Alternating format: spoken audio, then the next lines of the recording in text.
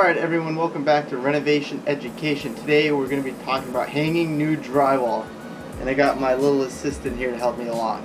So, in order to do this, this is going to be our wall. We're going to pretend that it's a full-size wall. We're going to pretend it's 16-inch on center, all that good stuff. So, when we measure for drywall, most of the time you throw it up there, things usually line up. But on an older house like I have, not everything's going to line up, so we're going to talk about how to measure for drywall and all that good stuff. First thing you're going to need is a tape measure, and pen and paper, because we're going to be taking some measurements. So whenever you have two pieces of drywall, if you can't fit a full piece of drywall, you never want to end right in the middle because there's nothing to grab it. It's going to be weak. You want to end it where there's a stud. Okay, so got our tape measure and notebook and pen. Take some measurements.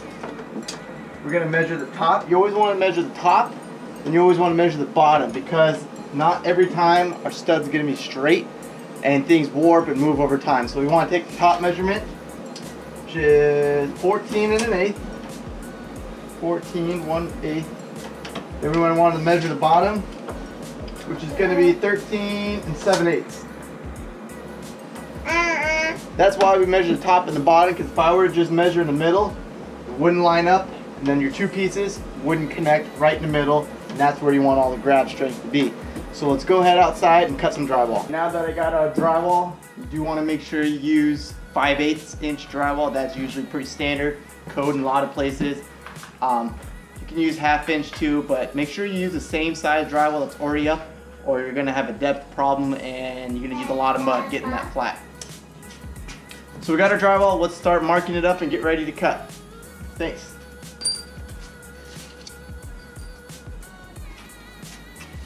So our first measurement will be 14 1/8.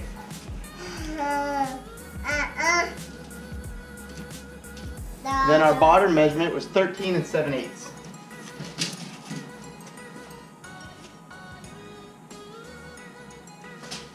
I like to get a straight edge to make our line. Alright, and to cut drywall, I prefer to use just a razor blade. Cuts good. And I like to go ahead and score it. Then you could just fold it and it should snap. Then go through the back and cut it. And we'll go ahead and do our other cut.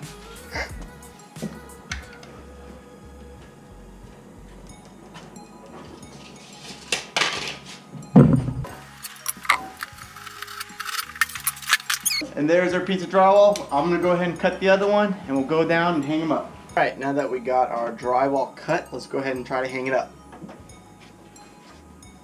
Now sometimes if you're doing big sheets, I always like to start with the bottom piece first. So then when you're holding a big 5/8 sheet of drywall, you don't have to start at the top and hold the top to get it up. I like to start with the bottom. And then you don't have to hold it up. But since we're doing it horizontally or vertically, let's go ahead and see which side is which. Alright, so that would be our first one. We're going to want to make sure it's right in the middle of this piece of 2x4 right here, even though it's not a 2x4. It's all I had laying around. We'll pretend it's 2x4. So we're going to go ahead and get our screw gun and screws.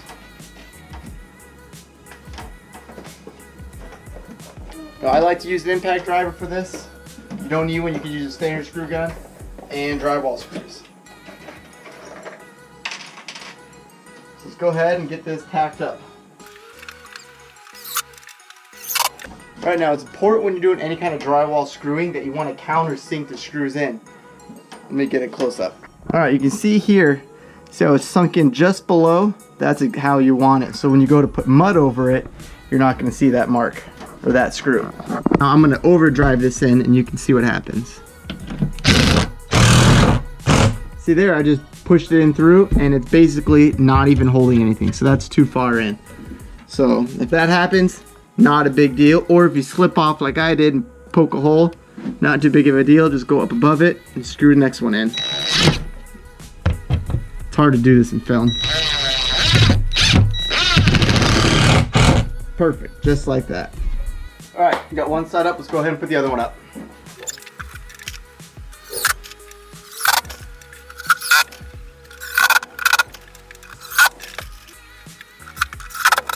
All right, now that we got it all screwed in, I'll go ahead and explain taping and mudding. All right, so I like to use powdered mud, mix it myself, kind of not too thick, but not too thin. I like it a little bit more on the thicker, drier side, not too runny. I prefer to use powder mud, or I call it 20-minute mud because it dries 20 minutes, or at least it starts to set up in about 20 minutes. You can use pre-mix mud. There's a bunch of different kind, joint compound, whatever you really like. I just like to mix it myself for a little thing. But if I were to do a big room, I would definitely just get in a 5-gallon bucket of mud and use that because it seems to last longer and pretty cheap. So, wherever you have a seam like right here, the two different drywall pieces, you want to go ahead and tape that. So before you tape it, go ahead and throw some mud on. You can go ahead and throw it on there pretty thick. Now let's get some drywall tape.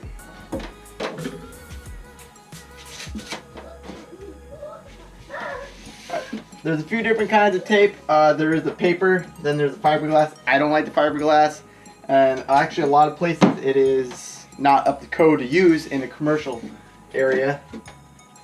So go ahead, just throw it on there for now. Get your putty knife and drag it down.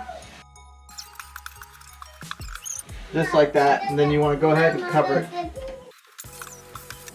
Alright, that's kind of how you want it to look. You want to get a nice good first coat on there. Nothing too thick, nothing too thin.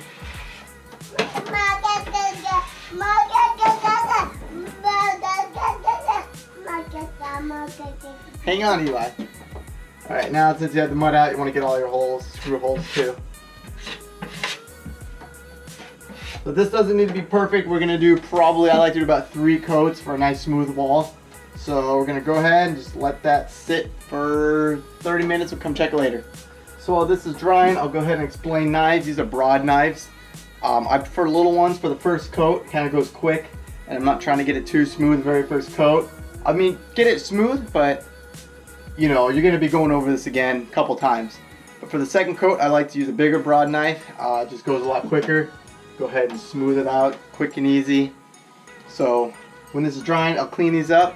And then before it gets too dry, when it starts to dry a little bit, I'll kind of come back and get these bigger chunks out of the way. And maybe smooth it out a little bit. But you don't want to play with it too much, or you're just going to get bigger issues. It's better to just let it dry and come back with some thicker sandpaper or some heavy sandpaper, like 120 grit. Hit the big spots. But you know what? This is good enough to let it sit for now. And I'll explain what we're going to do once it's dry. Alright, so now that the first coat's dry, I'm going to go ahead and just kind of scrape it a little bit and get ready for the second. This is what you kind of want to get off. Just little bumps and stuff like that. Second coat, I tend to make a little bit more thinner than the first. Put it on the brad knife.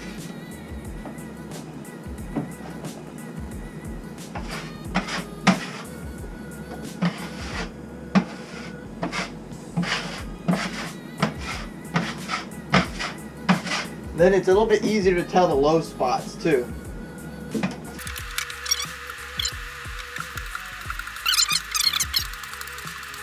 And the way I like to do it is I kind of like to push at an angle. I push kind of like this, where this side's touching, this one's not as much, but barely any. And that'll help you get rid of all the lines you can see.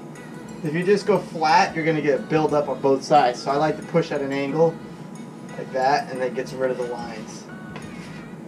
And I pushed it down a bit harder now than the first time too. I'm actually putting some pressure down when I do this.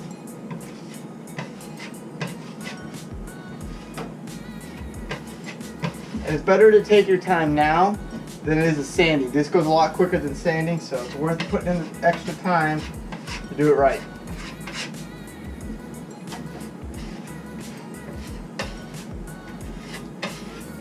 Alright, so we'll go ahead, let this dry again, and come back and do a third and final coat. Okay, so now it is the next day, and it's completely dry. Don't have to wait the next day, it's just it was late, so it is the next day, so I'm going to first go ahead and scrape around where I put some mud on. Then I like to get a sanding sponge. This is an old one, so I'm just going to wrap some sandpaper around it. It's going to use some this is 220 220 grit sandpaper and just go ahead and scuff it up. And I like to go slow when sanding or you're going to create a ton of dust, and I kind of like to go in a down motion. Keep the dust to a minimum.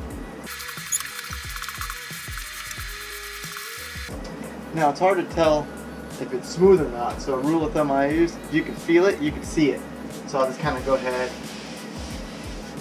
You feel this right here, that's a little bulge. That might have been where the drywall pinched, but we can work that out.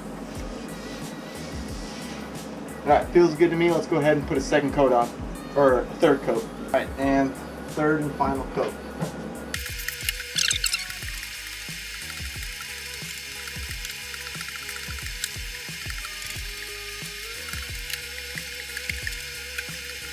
And remember, it's important not to play with it too much. So this looks good. We'll go ahead and let it dry. We'll give it a good final sand, prime and paint it. Alright, we got our third and final layer on. So let's go ahead and give it a sand with some 220 grit sandpaper, and then we'll finish up. Now the reason I like using a sanding sponge and not my hand, because if you use your hand, you're going to have 3 pressure points where your fingers are. And you can see right there, that's the reason why I don't like using it, because you put a lot of pressure right there. Now you just mark the wall, but not a big deal, we can get rid of that too.